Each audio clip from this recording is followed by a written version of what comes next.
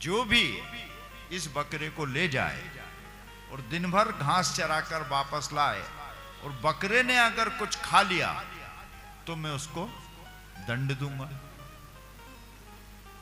लोगों को बड़ा सरल लगा ये काम। अब बकरा अगर वैसे तो बकरा बकरा ही होता है, दिन भर मुंह चलाए तो भी वो नहीं थकता, लेकिन वो बकरा अगर राजा का बकरा हो तो फिर तो उसका मुंह बंद होना ही नहीं है। कई लोगों ने प्रयास किया और वो अपने अपने प्रयासों में असफल हुए। उस राजा के राज्य में एक बड़ा विद्वान व्यक्ति रहता था। उस व्यक्ति ने विचार किया और ये विचार किया कि हमारा जो राजा है वो कोई भी आदेश ऐसे ही जारी नहीं करता है, उसके पीछे कोई ना कोई राज होता है, कोई ना कोई रहस्य होता है। तो उसने मन ही मन कुछ विचार किया और दूसरे दिन सुबह राजमहल में पहुंच गया कि महाराज जी, आज आपके इस बकरे को दिन भर घास खिलाने का काम मैं करके। राजा ने पूछा, आपको शर्त मालूम है ना कि दिन भर घास खाने के बाद भी अगर ये बकरा आके कुछ खा लिया तो आपको दंड मिलेगा। महात्मा ने कहा कि ठीक है, आपकी मुझे शर्त मंजूर है। जब शाम को लौट कर आऊंगा बकरे के साथ तब आप देख लीजिएगा। राजा ने वो बकरा उस महात्मा के हवाले कर दिया। वो महात्मा उस बकरे को लेकर जंगल पहुंचा और जब जंगल पहुंचा तो बकरे ने जैसे ही घास पर मुंह डाला, उस महात्मा ने एक डंडा उसके मुंह में लगाया। बकरे ने घास से मुंह हटा लिया।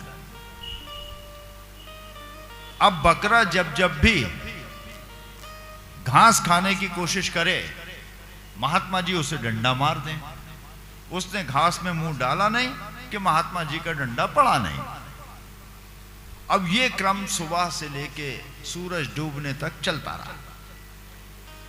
बकरा दिन भर में 2 पत्ते घास के ना खा पाया। महात्मा जी ने इतने डंडे लगाए क्योंकि उसकी ये समझ में आ गया कि घास में मुंह मारा कि मुंह पर डंडा पड़ा। अब जब महात्मा जी उस बकरे को लेकर वापस राजमहल पहुंचे तो राजा जी ने उनसे ये कहा कि महात्मा जी, मेरे बकरे को भरपेट घास चराया? जी महाराज, बिल्कुल चराया। अब ये कुछ खाएगा तो नहीं? आजमा कर देख लीजिए, महात्मा ने ये कहा। अब राजा ने उसको घास डाला और जैसे ही घास डाला तो बकरे ने मुंह फेर लिया।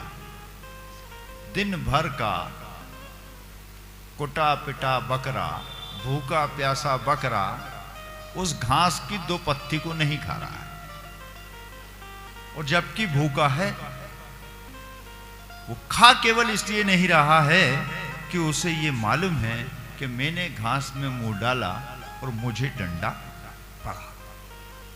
ये कहानी तो यहां पर खत्म हो जाती है। राजा जी ने महात्मा जी को क्या पुरस्कार दिया, क्या नहीं दिया, वो अपनी जगह है, लेकिन आपके और हमारे समझने की बात यहां पर केवल एक है। ये बकरा जानते हैं देवियों सज्जनों कौन है?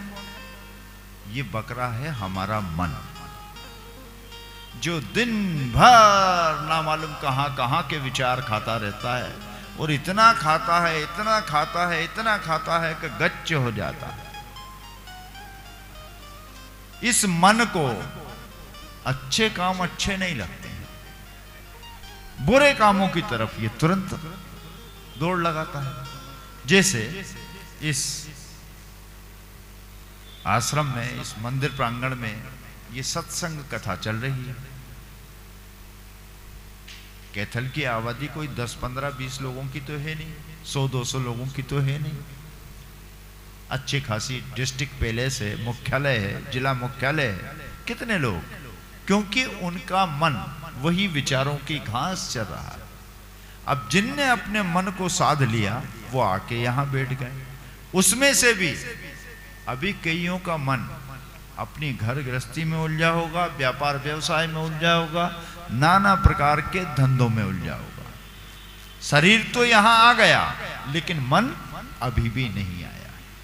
और आज की कथा आपको यह संदेश देगी कि जो भी करना वो मन लगा कर करना।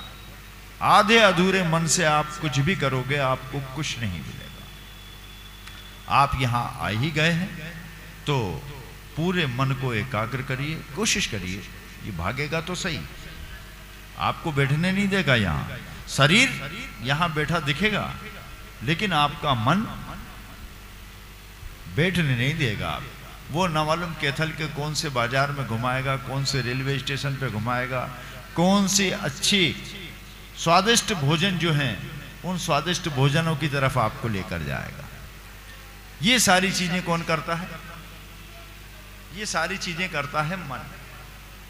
और देवियों और सज्जनों, हम जितने भी लोग यहां बैठे हैं मेरे सहित, उन सब के मन ने कभी ना कभी कोई ना कोई ऐसा गलत और गंदा काम जरूर किया है जो हमें नहीं करना चाहिए। लेकिन मन बताता नहीं। शरीर से ना किया होगा, मन से तो कर ही लिया होगा।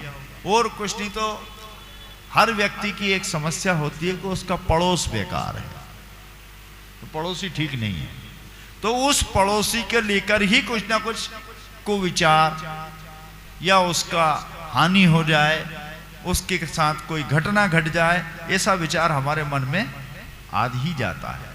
तो इस मन को साधने का नाम ही भागवत। तो आइए अब हम जिस तरफ चल रहे हैं